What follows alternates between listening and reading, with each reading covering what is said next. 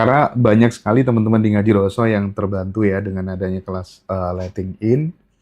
Biasanya online, tapi nanti tanggal 16 November tuh teman-teman yang ada keluangan waktu silakan hadir di Yogyakarta. Silakan hubungi admin nanti ya. Dan eh itu grupnya aktif banget teman-teman.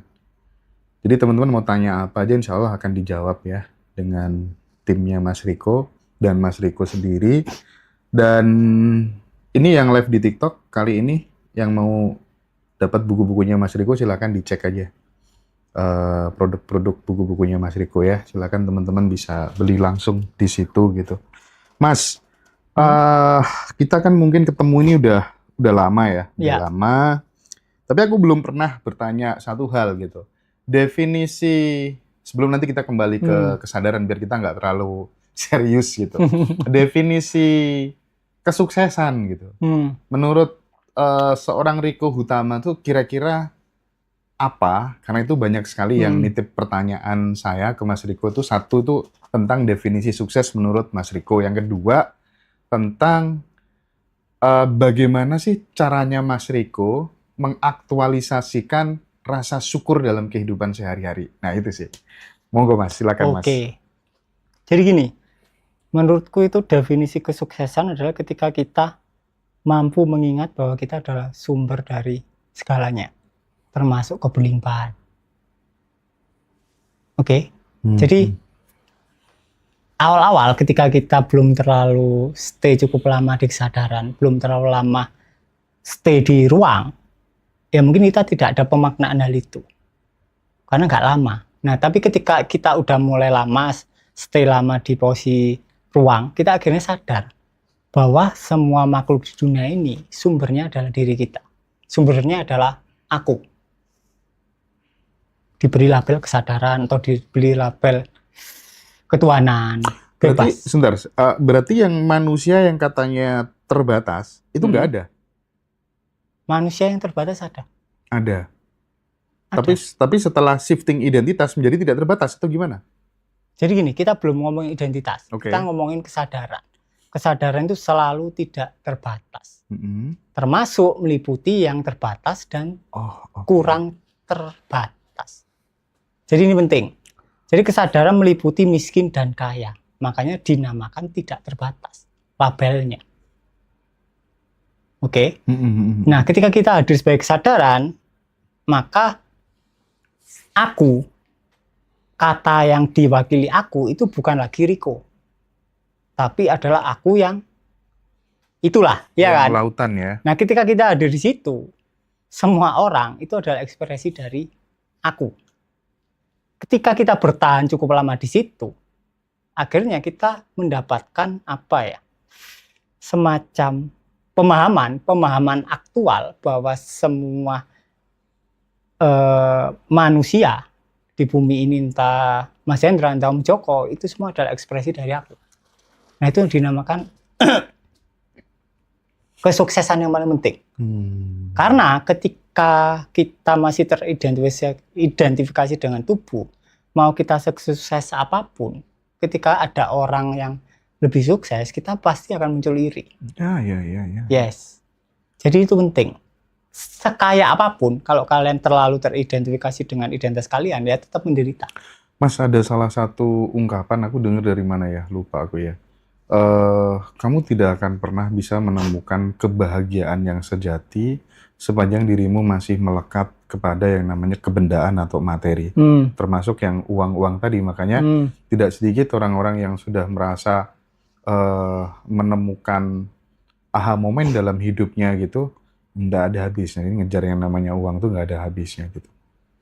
Ya. Jadi itu penting. Jadi, nah itu kesalahannya di sini. Jadi ketika orang tercerahkan bilang, nggak perlulah ngejar-ngejar uang, nggak perlulah terlalu melekat sama uang. Secara pengalaman dia benar, direct. Karena ketika kita ada sebagai kesadaran, kemelekatan itu nggak ada. Itu poin pertama. Tapi ketika disampaikan ke orang, kemudian orangnya memahami dari sudut identitas, akhirnya dia berusaha tidak melekat.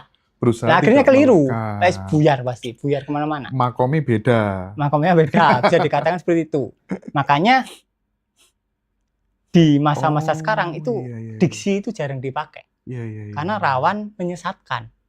Jadi diksi yang kebanyakan dipakai adalah ya praktekan ini nanti kamu jadi tidak melekat.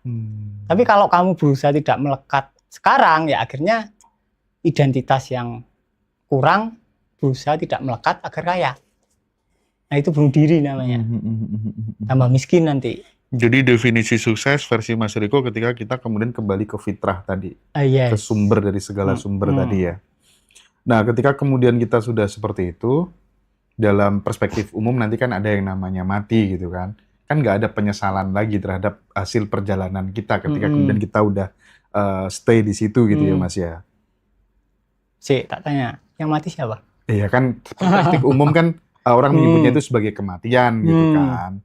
Kadang kan masih secara ego, secara pikiran kan, wah anakku belum berhasil, kan ada kan kayak gitu. Nah, ketika kemudian kita sudah stay di kesadaran seperti itu, udah paham di situ kan sudah nggak ada lagi ya namanya penyesalan, kekhawatiran, loss saja gitu kan. Tetap ada.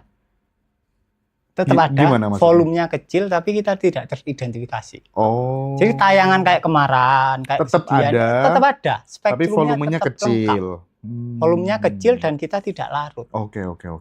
Jadi spektrumnya tetap lengkap Hanya menyaksikan aja gitu ya. dan tidak melekat. Dan Jadi kayak tidak kita melekat. kesiram air tapi nggak basah. Keren ya, Mas kayak Riko, gitu. keren. Jadi jangan disangka orang yang sadar dia nggak pernah marah. Itu hoax. Jadi ketika kalian sadar mungkin akan marah, tapi marahnya acting. Kayak anak kecil. Marah acting dengan marah berbasis kesadaran tuh beda ya. Karena tidak sedikit ya yang mengatakan kadang ego atau apa gitu, wah saya marah kan berbasis kesadaran gitu kan. Tidak sedikit yang kayak gitu. Marah acting itu yang gimana coba? Marah acting itu ya marah dari kesadaran. Kita tahu kalau lagi marah. Oke. Dan kemudian ya dikeluarkan. Tapi setelah itu ya ketawa-ketawa. Dan kadang tidak terlalu berdampak. Tidak terlalu juga berdampak. Ya. Jadi kayak anak kecil. Paham. Anak kecil saling marah, Iya, tonjok-tonjokan. Kemudian 5 menit setelahnya mereka pelukan dan biasa aja. Jadi marah acting itu maksudnya marah yang berasal dari kesadaran dan kita tidak larut dalam kemarahan itu gitu. 3 menit setelah kita marah itu biasa-biasa aja. Orangnya gitu juga ya. biasa-biasa Iya aja. sih. Orangnya dimarahi juga biasa-biasa aja gitu. Tapi ya, kalau paham. orang dewasa biasanya kan larut kan. Dia marah, kemudian kemarahannya bisa sampai bertahan 3 tahun, gak saling tegur sapa. Nangkep ya teman-teman ya. Iya, yang udah ngalami nangkep lah. Oke, yang merasa nge-lag nanti nonton di YouTube aja teman-teman ya. Pertanyaan kedua nih dari teman-teman tadi tuh soal Mas Riko kan yang ada adalah ketuhanan, bukan Tuhan gitu. Bagaimana cara Mas Riko mengaktualisasikan rasa syukur dalam kehidupan sehari-hari gitu katanya? Nggak ada. Nggak ada. Apa yang disyukuri? Gimana?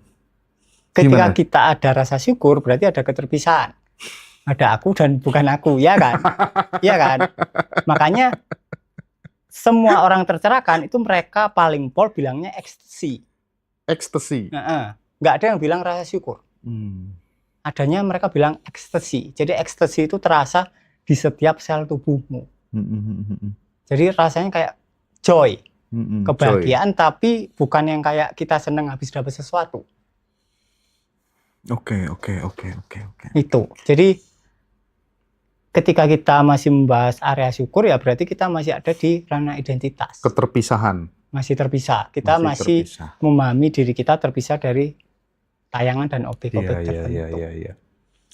Nah ini Mas Riko, ada teman kita, seorang cewek Mas Riko, belum menikah.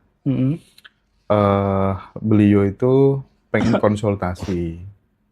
Dia kan terlahir cewek gitu ya, sebagai wanita gitu. Tapi dirinya itu kayak memiliki jiwa laki-laki yang sangat kuat. Bahkan masuk ke toilet wanita tuh nggak nyaman, Mas Riko. Nah, terus kemudian dia berusaha melawan itu dengan pakaian-pakaian yang ya syar'i gitu lah ibaratnya ya. Nah, dia kan bingung juga sebenarnya, dia nggak pingin dengan kondisi seperti itu gitu.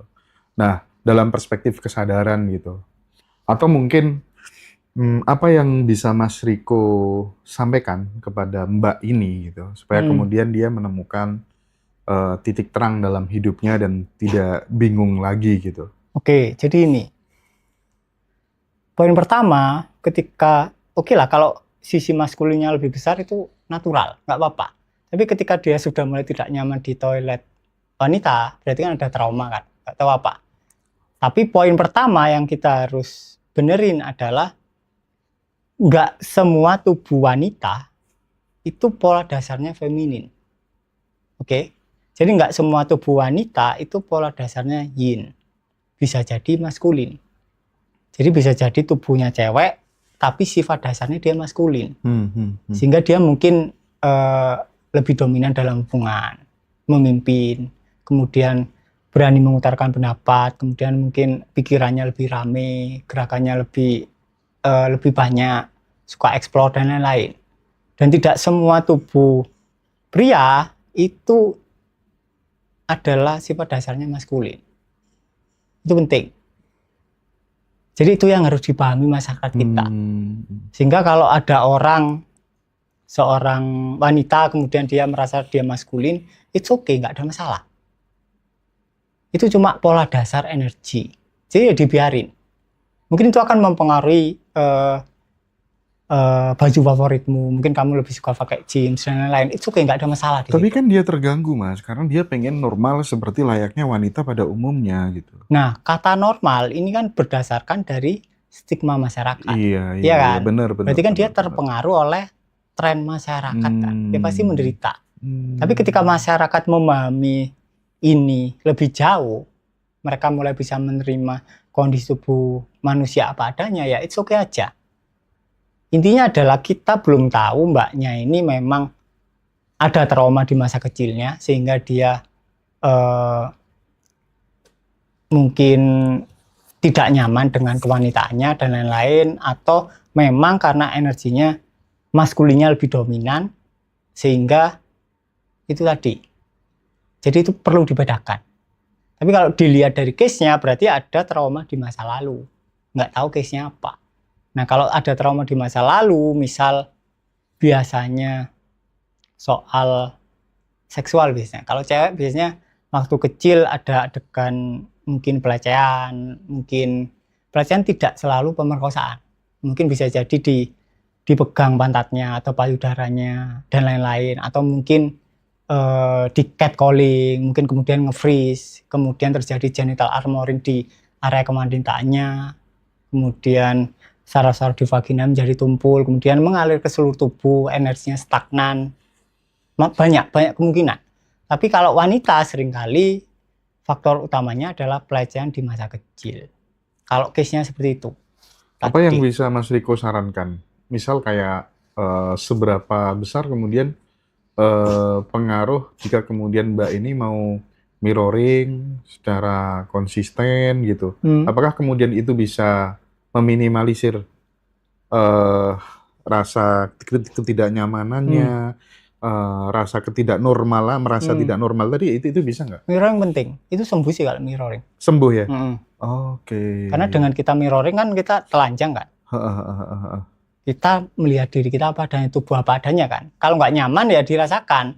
Nah kalau kita mirroring kemudian nggak nyaman, kita tetap lari ya. Podoin bojo. Oke, yang penting pada saat mirroring ketika ada rasa tidak nyaman, Ya tetap dirasakan. dibiarkan apa adanya. Betul. Nggak usah dilawan, nggak usah lari gitu ya. Yes. Kalau lari ya berdoa bujuk Podo gitu wae. ya. Oke. Nah, tadi kita ngomong lagi soal sebentar Mas, di TikTok ada yang tanya kalau pas lagi datang bulan boleh mirroring. Nggak masalah sih ya Mas ya. Nggak masalah sih, bebas sih. Nggak masalah, bebas ya.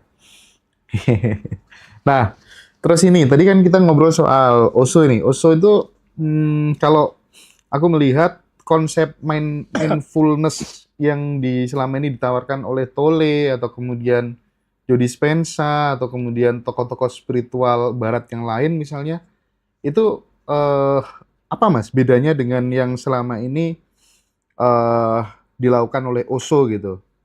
Pelajaran-pelajaran kesadaran yang lebih eksistensial dan mungkin lebih liar gitu, aku menyebutnya gimana? Intinya gini, intinya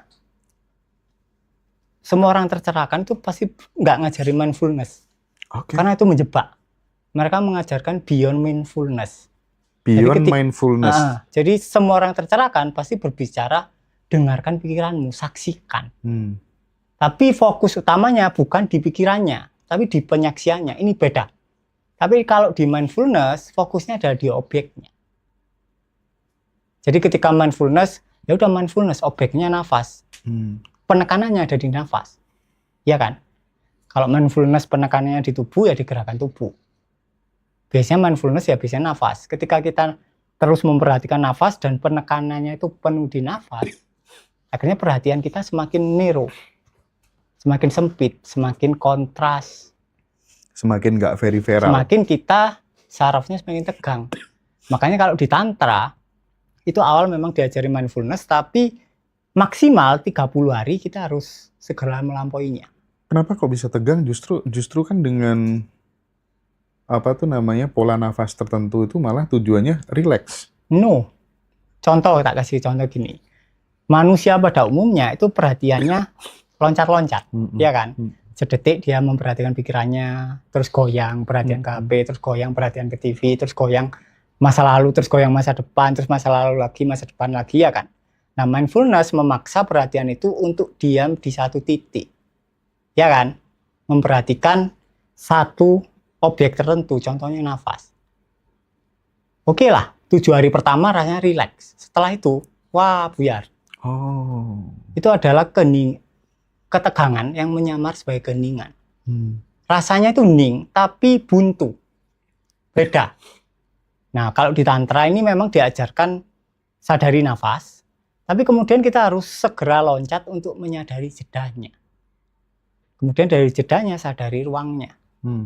Ini jelas. Jadi kita tidak boleh berlama-lama menyadari nafas, karena itu akan membuat perhatian kita semakin stagnan. Dan itu yang tahu diri kita sendiri ya, Mas? Yes. Kapan harus meloncat gitu ya? Secepatnya. Tapi kan sebagai orang yang tercerahkan ya, Osho kan senantiasa mengajarkan kebebasan secara total gitu, Mas. Bahkan dari konsep moralitas sekalipun aku melihatnya begitu gitu. Tapi jika kemudian semuanya bebas, terus di mana batas antara kesadaran dan kehancuran itu? Ya, orang yang sadar nggak mungkin bunuh orang. Iya kan? Dia Nggak sudah mungkin bisa nyolong. bertanggung jawab terhadap apa yang dia lakukan gitu ya. Oh itu ya. Jadi itu aslinya nggak perlu aturan. Kalau kalian sadar kalian nggak mungkin bunuh orang, nggak mungkin nyakiti orang. Itu Tapi kalau kalian nggak sadar, tersesat di pikiran, walaupun ada aturan ya kalian tetap bunuh orang. Iya, orang yang sadar berarti udah nggak butuh agama lagi gitu ya. Bisa udah sadar ya. Seperti itu. Tapi kan bener ya, ketika kita ngomong bukan bercanda sih, tapi menurutku ini serius loh. Karena di negara-negara yang maju tuh Mas Riko, kan Mas Riko sering keluar negeri, banyak sebenarnya orang-orang yang sudah mulai meninggalkan agama gitu. Jadi fungsi agama itu kayak bener-bener sudah digantikan sama yang namanya institusi yang lebih konkret, lebih efisien gitu, yaitu negara gitu. Nah, kalau dulu kan orang beragama itu kan untuk menjawab rasa takut terhadap nanti setelah mati aku dapat keadilan apa enggak gitu kan. Tapi di negara maju ini seperti kayak di Denmark, di Swedia, itu sudah disediakan negara hukum yang adil, ya kan? Terus kemudian pendidikan yang merata, layanan kesehatan, mulai dari jaminan sosial mulai dari lahir sampai mati gitu. Bahkan surga itu ya sudah kayak di bumi ini, neraka ya cukup tidak melanggar regulasi yang dibikin sama pemerintah gitu. Mas Riko melihat itu gimana? Apa itu memang yang peradaban manusia yang udah maju itu memang kayak gitu kah? Nggak usah dipikir apa-apa. Jadi intinya gini, kesadaran marak terlebih dahulu di luar negeri daripada di Indonesia. Lah usia tahun berapa? Fakta itu ya? Itu fakta. Dan mereka meninggalkan agama bukan sebagai reaksi, bukan karena kebencian, Tapi karena mereka menemukan yang lebih nyata. Oh ini loh, aku bisa ngalami. Nah, akhirnya mereka mulai, ya udah aku tak praktek ini, tak alami sendiri. Oh ternyata ini tau maksud agamaku dulu. Baru dia paham, karena dia udah ngalami. Oh iya. Makanya kalau di Islam awal beragama itu adalah makrifat, bukan sebaliknya. Sama. Jadi itu penting. Entah nanti kedepannya gimana, wis gak usah dipikir. Iya. Nggak tahu kita. Terus gimana Mas caranya biar di Indonesia bisa seperti itu Mas?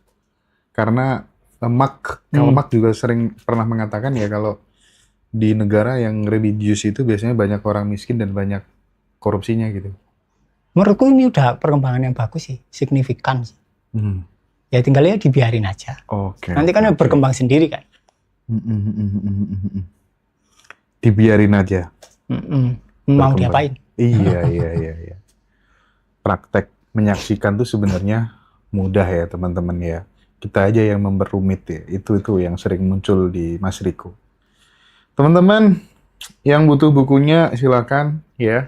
Teman-teman bisa dapetin buku-bukunya di TikTok Shop.